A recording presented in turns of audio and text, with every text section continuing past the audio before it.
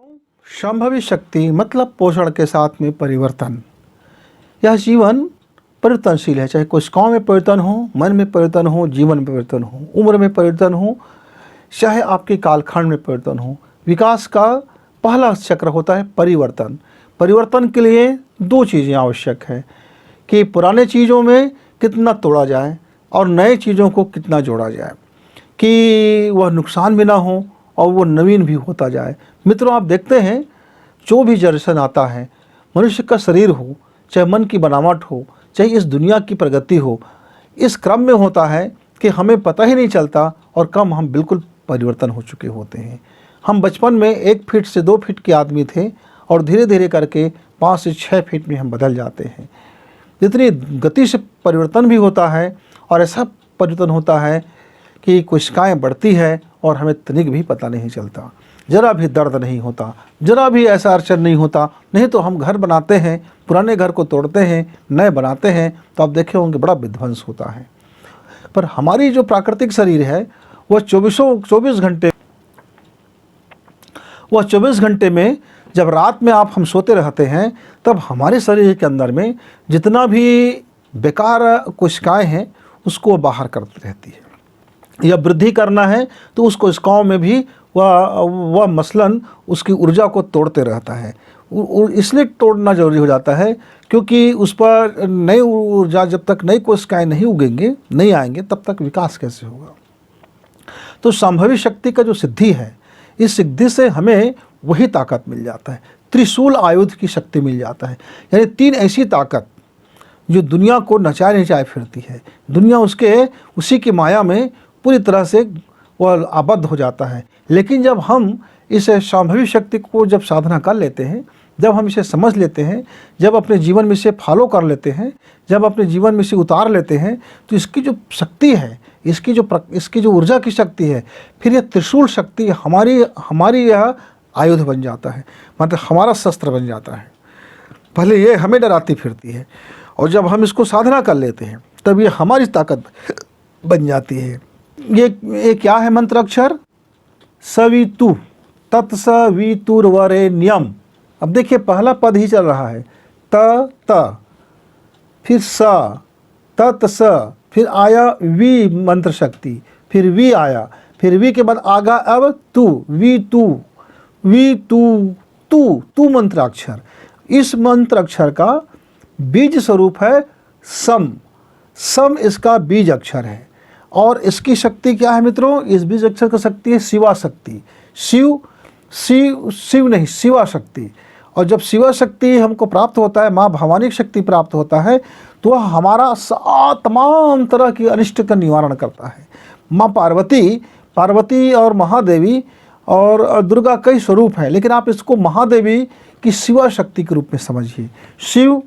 शिव और जब महादेवी, जब दोनों अर्धनारीश्वर एक हो जाता है, जब दोनों एक हो जाता है, तब वो शिवा शक्ति के रूप में, स्त्री शक्ति के रूप में वो प्रकट होता है। यह दोनों प्रकृति और पुरुष दोनों स्त्री स्वरूप है। यानी कि हम ये कह सकते हैं इस क्रोमोसोम में XXX है। वह है तो स्त्री शक्ति, लेकिन एक X ज़्यादा हो गया। और ये पुरुष शक्ति भी है तो Y के साथ भी हो गया, तो ये XX और YX हम कह सकते हैं। या फिर आप ऐसा कह सकते हैं DNA की भाषा में XX और Y। इस तरह से यह एक अद्भुत DNA बन जाता है। और जिस मनुष्य में ऐसा DNA की शक्ति होगा वह कई गुना शक्तिशाली हो जाएगा। तो इसको सिद्ध करने से क्या होगा? अनिष्ट का निवारण होगा। आपके घर में, परिवार में, आपके जीवन में जितने भी नुकसान की शंका है या जो भी ऐसा है कि जो कोई आपको अनिष्ट कर सकता है, नुकसान कर सकता है, क्षति कर सकता है, ये सारे चीज़ों से आप लड़ सकते हैं। टोना, जादू, तंत्र, मंत्र, बैगा, भूमिया, मुठ मारनी, मसीकरणी, जितने भी प्रकार के डरावनी तंत्र हैं, या घाटे का, या मृत्यु का, अकाल मृत्यु का, एक्सीडेंटल, बहुत तमाम चीज़ें जो हमें भयकारक होती है, जो हमारे अनिष्ट के लिए आता है, यह अनिष्ट को आपको निवारित कर देती है। और क्या होता है मित्रों, इससे जब हम इस शक्ति को जब समझ लेते हैं और जब इसकी ऊर्जा को जब हम धारण कर लेते हैं, तब हम मुक्ति के अधिकारी बन जाते हैं। देखिए, पात्रता विकसित करना बहुत अनिवार्य होता है। गायत्री मंत्र हमें पहले क्या करती है? खरादती है, तराशती है, धोती है, मांजती है। एक एक चरण में हमको आगे बढ़ाता है। पहले पालन की शक्ति हमको दिया कि आप लोगों को भरण पालन पोषण की, यानी सेवा शक्ति। आप लोगों को, यदि आप लोगों का उदर पूर्ति करते हैं, भोजन ईंधन की ज़रूरत है, विकास के लिए ईंधन की ज़रूरत होती है, चाहे वो वाहन हो या मनुष्य हो या कोई पशु हो, उसको ईंधन की आवश्यकता होती है। तब हमने ईंधन को भली भांति समझा। अब ज़रूरत है अनिष्ट निवारण का, और अपने को इतना काबिल बना लेना कि हम मुक्ति के अधिकारी बन जाएं। हम एक ऐसा व्रत पुत्र बन जाएं जिसके लिए दैवी अनुग्रह हमें मिलना शुरू हो जाए। दैवी अनुदान और अनुग्रह अब मिलने की पात्रता विकसित करने से पहले हमें देखना होगा क्या हमारे अंदर में इतनी सामर्थ्य है कि हम अनिष्ट से लड़ सकते हैं। विश्वामित्र को यज्ञ करना था, यज्ञ एक बहाना था, तो राम और लक्ष्मण को ले आए, ला करके कहा कि हम यज्ञ करते हैं, जरा अनिष्ट आएगा तो उसका निवारण करते रहना। और राम लक्ष्मण ड्यूटी करते रहे और यज्ञ होता रहा। तो अनिष्ट निवारण करने के लिए किसको लेकर आया? राम और लक्ष्मण को। यहाँ हमारे जीवन में हम राम लक्ष्मण को नहीं ला सकते। हमारे अंदर में, हमारे इस भौतिक शरीर में हमारे आत्मिक शरीर दिया है और एक सूक्ष्म शरीर दिया है। इसके अंदर में ग्रंथियाँ हैं, उसके अंदर में सूक्ष्म ग्रंथियाँ हैं, उसके अंदर में मनोग्रंथियाँ हैं, उसके अंदर में फिर रूहानी ग्रंथियाँ हैं। तो इसके अंदर में एक शक्ति का पुंज दे रखा है, इसका जिसका नाम हो गया संभवी शक्ति। संभवी शक्ति से, संभवी ऊर्जा से, संभवी कुंडलिनी से हम इतना बलशाली हो जाते हैं, मानसिक रूप से, आध्यात्मिक रूप से और मांत्रिक रूप से, कि हमारा कोई अनिष्ट नहीं कर सकता। इसलिए इस शक्ति का हम प्रयोग करते हैं। अब ये मूल रूप से पाया कहा जाता है। हमारे दोनों, आप देखिए, ये इस तरह से हमारे हाथ है और ये हमारी काख है, ये हृदय का पॉइंट है। ये जो हृदय है, हमारा हृदय की ब्लॉकेज कभी ना हो। हमारे हृदय में कोई भी यदि रक्त वाहिनियाँ में कोई प्रॉब्लम आ जाए, कोई परेशानी हो जाए, तो मेरिडियन वाले जानते हैं, हमारे एक्यूप्रेशर के मित्र जानते हैं कि यहाँ एक पॉइंट होता है, फिर 4 अंगुल के बाद पॉइंट होता है, फिर यहाँ एक पॉइंट होता है, फिर 3 पॉइंट यहाँ होते हैं। ऐसा करते करते यहाँ एक पॉइंट होता है इस जल भाग में। और हमारा जो हृदय है इस दोनों हाथ में, और वो उसको साधते हैं, यानी दबाते हैं, यानी मसाज करते हैं, और वो हमारी शक्ति, हृदय को शक्तिमान बना देता है। यह हृदय को इतना शक्तिशाली बना देता है कि हमारे अंदर की हार्ट जो है इतना पावरफुल हो जाता है कि नस नाड़ियों में इतनी काम करने की क्षमता उत्पन्न हो जाता है। तो मित्र, संभवी शक्ति ही। और वह 3 कौन से शूल है आयुध, वह कौन 3 सा है? एक तो वासना की शक्ति, वासना का 2 रूप है, एक वासना नेगेटिव है और एक वासना पॉजिटिव है। और तृष्णा है, तृष्णा के 2 रूप हैं, एक उसका नेगेटिव पक्ष है और दूसरा उसका पॉजिटिव पक्ष है। और अहंता, अहंता के भी 2 पक्ष हैं, एक उसका नेगेटिव पक्ष हो गया और दूसरा उसका पॉजिटिव पक्ष हो गया। तो हमको काम करना है दे। तो ये 3 शक्ति हमें प्राप्त होता है, एक वासना की शक्ति और दूसरा तृष्णा की शक्ति और तीसरा अहंता की शक्ति। यह तीनों शक्ति का यदि दुरुपयोग हमारे जीवन में होता रहता है तो हम मोह माया में, जंजाल में फंसे रहते हैं। वासना को आदमी काम के रूप में इतना बदनाम कर दिया है कि वासना शब्द लाते ही आदमी को लगता है कि अब बहुत निकृष्ट कार्य है। मित्रों, यह वासना की शक्ति है कि जो हमारी कोशिकाएं हैं, जो हमारी रस रसायन हैं, जो हमारी वृद्धियाँ हैं, जो हमारी सिद्धियाँ हैं, जो हमारी रिद्धियाँ हैं, ये इसी के ऊर्जा शक्ति से अपने आप को ग्रोथ करती है। अहंता है, जब तक आपके अंदर स्वाभिमान नहीं होगा, आपके अंदर ईगो नहीं होगा, आपके अंदर में कुछ चैलेंजेस नहीं होगा, आपके अंदर में संकल्प शक्ति नहीं होगा, आपके अंदर में कुछ कर गुजरने की आपको अंदर से ताकत नहीं होगा, आप हठी नहीं बनेंगे, तो फिर नए चीज़ कैसे कर पाएंगे। और तृष्णा मतलब अभिलाषा। जब कुछ चीज़ को पाने की जब तक आपके अंदर में तृष्णा नहीं जगेगी तो ये आप नया आविष्कार कैसे करेंगे, आप अध्यात्म में कैसे पहुँचेंगे, अपनी धन संपदा कैसे बढ़ाएंगे, अपनी नई चीज़ों को आप बढ़ाएंगे कैसे, ग्रोथ कैसे करेंगे। लेकिन वह तृष्णा खाली तृष्णा बनकर रह जाता है। हम कर्म कुछ नहीं करते हैं, बोते कुछ नहीं हैं और हम चाहते हैं फल मिल जाए, तब यही तृष्णा विकार बन के आ जाता है। वासना हम सिर्फ एक उसका स्वरूप को यदि हम जन्म में ले आते हैं, सेक्स में ले आते हैं, तब उसका वह नकारात्मक पक्ष आ जाता है। लेकिन यदि हम उसके निर्माण पक्ष में ले आएँ तब वह हमारे लिए शानदार हो जाता है। तो इसके नेगेटिव यानी इसके जो नकारात्मक पक्ष है उसको हावी ना हो, उसकी सकारात्मक पक्ष भी हावी हो, इसके लिए हमको दीप जलाना पड़ता है। दीप जला करके त्राटक करना पड़ता है ताकि जो सकारात्मक पॉजिटिव एनर्जी है वह प्रकाश रूप में हमारे अंदर अवधारित हो। नहीं तो क्या होगा किसी भी रूप में, शक्ल में वो साइक्लोन बनेगा और वो हमें समझ नहीं आएगा। और हमारे अंदर में फिर हमारे दोनों जो हाथ है, ये दोनों हस्त है, ये फिर न जाने क्या से क्या कर बैठेगा। इसलिए हम एक दीपक जला लेते हैं, जल भरे कटोरी भी हो, थाली हो, और आप इतनी ऊंचाई में रखिए कि आपकी आंख के सीध में वो आ जाए। अब इसमें मित्र आपको करना क्या है, इस तरीके से आपको मुद्रा तैयार करना है। ये 3 उंगलियां नीचे हो और आपका अंगुष्ठ इसे तीनों को दबाए हुए हो, यानी ये 3 तत्व है, उसको अग्नि तत्व ने दबा के रखा है और ये जल तत्व प्रवाहित होगा। ये ऊपरी हिस्सा में, यानी हार्ट का मेरिडियन है, जो हृदय का जो परिपथ है, ऊर्जा पथ है, इस ऊर्जा पथ को हम अपनी नासिका से चंद्र नासिका के अग्रभाग में रखेंगे और दूसरी कनिष्ठ को हम अपनी सूर्य स्वर को बंद करने के लिए हम प्रयोग करेंगे। हमारी पहली कनिष्ठिका चंद्र स्वर के नीचे में होगा, यानी नाक के नीचे बीचों बीच हिस्सा में होगा, और ये इसको हम प्रेस करेंगे। अब इसको सबसे पहले हम मंत्रों का शब्द पहले उच्चारण करेंगे और फिर उसके पीछे बीज मंत्र उच्चारण करेंगे और उसके पीछे हम गायत्री मंत्र का पहला पद का उच्चारण करेंगे, और इस तरह से वो एक सर्किल में चलेगा। हम भूर्भुवः स्वः नहीं बोलेंगे, ओम बोलेंगे। ओम तू तत्सवितुर्वरेण्यं सम सम सम सम सम, इस तरह से। और फिर ये गोल घूमता हुआ हमारे अंदर में वो जप कार्य होता रहेगा। नाड़ी शोधन आप समझ रहे हैं, चंद्र स्वर को आप समझ चुके हैं, और आप आँखों से ध्यान करते रहेंगे, त्राटक करते रहेंगे, अंदर ही अंदर उस एनर्जी को, जब अपने,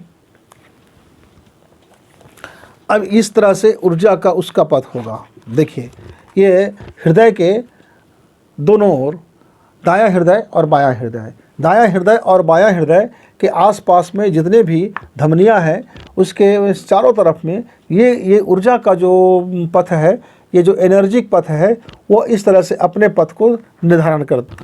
वह 3 स्तर में अपने ऊर्जा पथ का गमन करता है। पहला स्तर उसका बाहरी हिस्सा होता है, वह होता है 16 प्रखंड में, और वह त्रिकोण में होता है।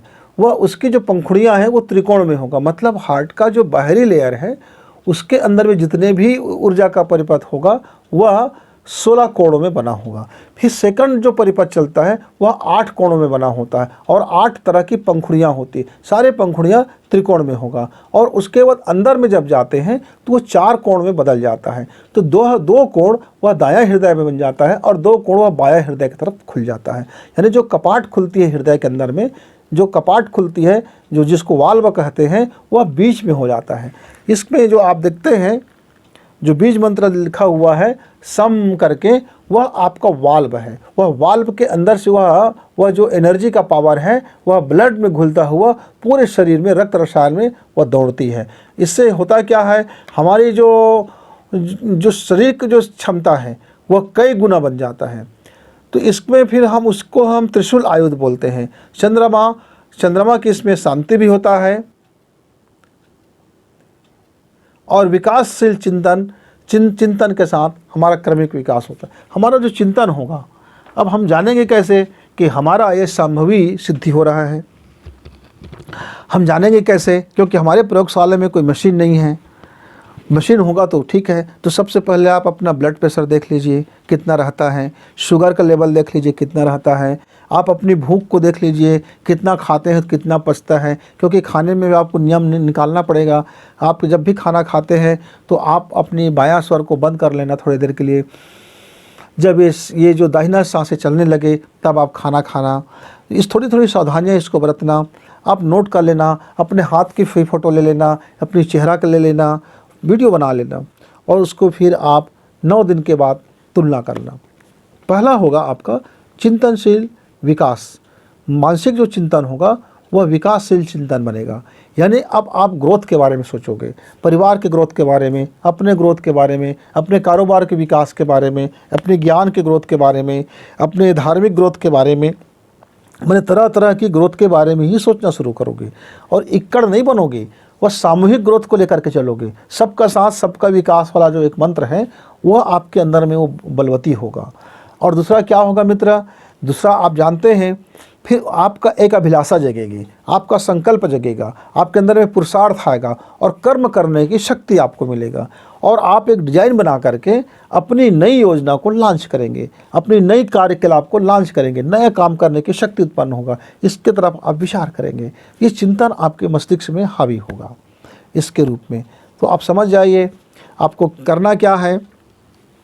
आप इस तरह से मुद्रा बना लीजिए और इसको आप नीचे में रखेंगे और इससे आप बंद करेंगे और चंद सांसें भरेंगे। ओम तू सवितुर्वरेण्यं सं सं सं सं सं ओम तू सवितुर्वरेण्यं शं सं सं। मैंने आंखें बंद करके रखी है। आपको दीपक को त्राटक करना है क्योंकि मेरे सामने में दीपक नहीं है। और दूसरी बात, आपको बाहर से मुंह से बोलना नहीं है। पहले पहले अभ्यास के लिए कुछ दिन बोल लेना, पर इसको अंदर में, अंदर की वाणी से बोलना है। जिह्वा भी ना पलटे, जिह्वा भी इस पर कार्यरत ना हो। और आपकी वह जो त्राटक जब आप करेंगे दीपक के साथ में, तो इस दीपक के त्राटक में आपको वह दिखाई दे प्रकाश का एक 16 कोण का एक डिजाइन आपको बनता हुआ दिखाई देगा। उसके बाद आपको 8 कोण का प्रकाश दिखाई देगा, फिर अंदर में 4 कोण का प्रकाश दिखाई देगा। और वो प्रकाश आपस में इस तरह से घालमेल बनेंगे कि आपके ऊर्जा की तरंग को आप अनुभव करेंगे। और आपके जीवन में वो ऊर्जा जब प्रवेश होगा तो आपका शरीर इतना हल्का हो जाएगा कि आप भ्रम में पड़ जाएंगे कि आपका शरीर है भी कि नहीं है। आपकी कोशिकाओं के अंदर में इतनी हल्का, इतना महसूस करोगे कि ऐसा लगेगा कि आपके शरीर की लंबाई बढ़ते बढ़ते बढ़ते बढ़ते आपके घर की छप्पर ना फाड़ दे, आपको आकाश में ना उड़ा दे। आप डर के मारे आप हो सकते हैं कि आपके तंद्राएं टूट जाए। ये उसको अनुभव से आप फिर उसमें से गुजरते हैं। तो मित्रों, फिर अंत में शांति पाठ करना है। शांति पाठ में क्या करना है? ओम शांति ही शांति ही, ओम शः शांति तत्शांति वी शांति वी शांति तुह शांति णम शांति सम शांति द्वौ शांति अंतरिक्ष शांति जल शांति वरुण शांति शांति शांति। और फिर आप प्रणाम करते हुए आप अपनी जो आपके जीवन में जो नई चिंतन है, जो नई योजनाएं हैं, जिसके बारे में आप सोचना चाहते हैं, उसको मन में लाइए, विचार में लाइए और उसको महसूस कीजिए। और तब तक चुपचाप बैठे बैठे आप अपने को योग निद्रा में ले जाइए। आप शवासन में आ जाइए। शवासन यहाँ बैठे बैठे कर सकते हैं। शिथिलीकरण कर लीजिए पूरा शरीर का और अपने आप को ढीला छोड़ दीजिए। मित्रों, इस तरह से आपका 45 मिनट एक घंटा का साधना क्रम चलता है, सुबह और शाम, सुबह और शाम। आप देखेंगे 9 दिन में आपको प्रारंभिक स्थिति समझ में आ जाएगा और 24 दिन होते होते तक संभवी शक्ति का पहला जो लाभ है आप निश्चित तौर से आपको अनुभूति से आप गुजरेंगे। और आप फिर अब देखेंगे कि गायत्री को महामंत्र क्यों कहा गया, क्योंकि एक एक महामंत्र एक एक महान ऊर्जाओं का किस तरह से अपने आप में महत्व रखता है। और ऐसे महान ऊर्जाओं के संघ को ही गायत्री मंत्र कहा गया है। तो मित्रों, गायत्री मंत्र का चौथा अक्षर तू को हमने समझा, देखा और अब आप प्रैक्टिकल करें, प्रयोगशाला में अनुभव करें। उसके बाद फिर हम आगे बढ़ेंगे।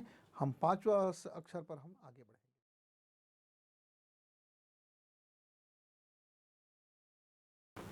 बढ़ेंगे। तब तक नमस्कार, धन्यवाद।